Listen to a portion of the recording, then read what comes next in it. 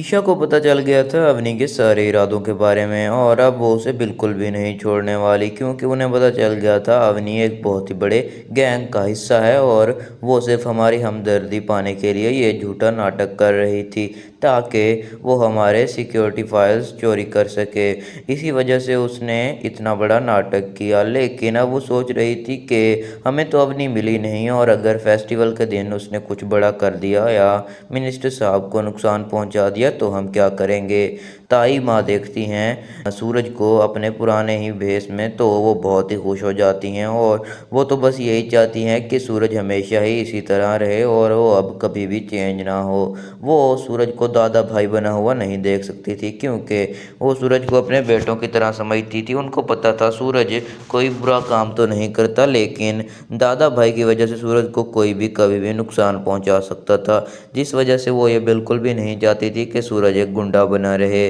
सूरज अब ईशा को खुश करने के लिए पहले की तरह कपड़े तो पहनने लग गया होता है, लेकिन अंदर से वो अभी भी वही दादा भाई था और वो चेंज बिल्कुल भी नहीं होने वाला, क्योंकि उसे बदला लेना था अपने साथ हुई हुई नाइंसाफ़ी का, जिस वजह से वो इस तरह दादा भाई बना था और दादा भाई का पद संभाला था उसने और आईएएस की नौकरी छोड़ी थी। लेकिन ईशा को ये बात बिल्कुल भी समझ नहीं आ रही होती कि आखिर अवनी चली कहाँ गई और अवनी को हमने कहीं कहीं नहीं ढूंढा, लेकिन फिर भी हमें वो नहीं मिली। ये बात ईशा को बहुत ज़्यादा तंग कर रही होती है। दूसरी तरफ अवनी वो बहुत ही ज़्यादा मासूम बनने का नाटक करती रही सूरज के सामने और सूरज को यह बात बिल्कुल भी अच्छी नहीं लगी कि अवनी ने उसे धोखा दिया और सिर्फ उसकी हमदर्दी पाने के लिए नाटक किया और अवनी अब उन्हें धोखा देकर चली गई है वहाँ से।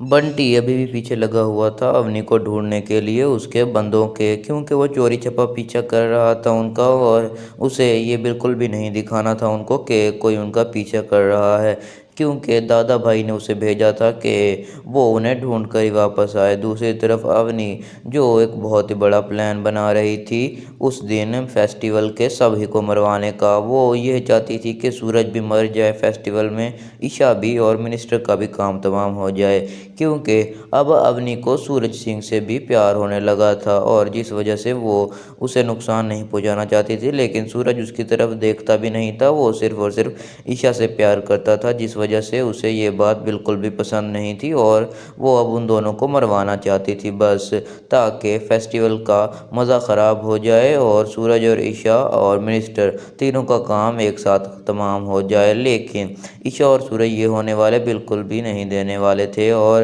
उन्होंने सिक्योरिटी की फाइल्स तो चोरी कर ली थी अवनी ने, लेकिन ईशा को तो सब कुछ ही पता था क्योंकि उसी ने हैंडल की थी सारी सिक्योरिटी और जिस वजह से उसने सिक्योरिटी चेंज करवा दी। दूसरी तरफ अवनी को जगह जगह ढूंढा जा रहा था और हर जगह पर अवनी की ही पोस्टर लगे हुए थे कि ये एक बहुत ही बड़ी गैंगस्टर है और इसका बहुत ही बड़ा मकसद है यहाँ पर आने का और जिसे भी ये दिखे तो हमें फ़ौरन इत्तला करे। लेकिन अवनी वो अभी तक तो छुपी हुई थी और फेस्टिवल वाले दिन ही बाहर आएगी और उससे पहले वो बिल्कुल भी बाहर नहीं आने वाली, जिस वजह से उसे कोई भी ढूंढ नहीं पा रहा था। और बंटी ने जिसे उसके अड्डे का पता तो चल गया था और वो सूरज के पास भागा भागा आया कि दादा भाई मैंने देख लिया है कि अवनी कहाँ है और उसके सारे बंदे बाहर पहरा दे रहे हैं। वो कोई मामूली औरत नहीं है, उसके पास बहुत ही ज़्यादा बंदे हैं और मैंने देखा है कोई 40 से 50 बंदा उसका बाहर सिक्योरिटी कर रहा है। सूरज कहता है हमें अपने घर में एक गैंगस्टर को पनाह दे रखी थी और मुझे तो वो अब जहर लग रही है और मैं उसे जल्द अज जल्द पकड़ूंगा और फिर पुलिस के हवाले करूंगा, क्योंकि अगर वो अपने मकसद में कामयाब हो गई और उसने मिनिस्टर सर को मार दिया तो फिर हमारा होने का क्या फ़ायदा और ईशा की नौकरी भी चली जाएगी। और अगर भगवान ना करे कि ईशा को कोई नुकसान पहुंच जाए तो हम क्या करेंगे। जब ये बात सुनता है बंटी तो वो कहता है सूरज भाई आप दादा भाई तो हैं, लेकिन ईशा भाभी के लिए आप सूरज सिंह बन गए और वो आपको नहीं छोड़ने वाली बिल्कुल भी अब।